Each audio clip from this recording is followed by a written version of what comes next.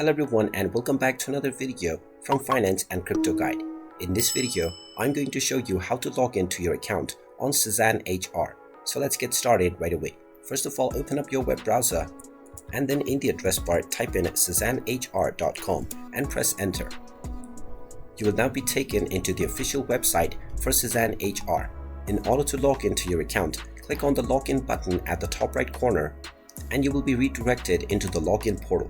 You can then type in your username that you have used while signing up for your account and then enter your account password underneath within the password box. Then click on the login button and you will be logged into your Cezanne HR account right away.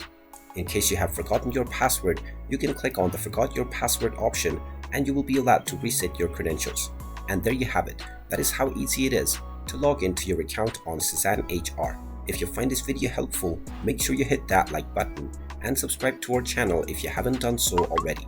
Also ring that notification bell to never miss another update from us.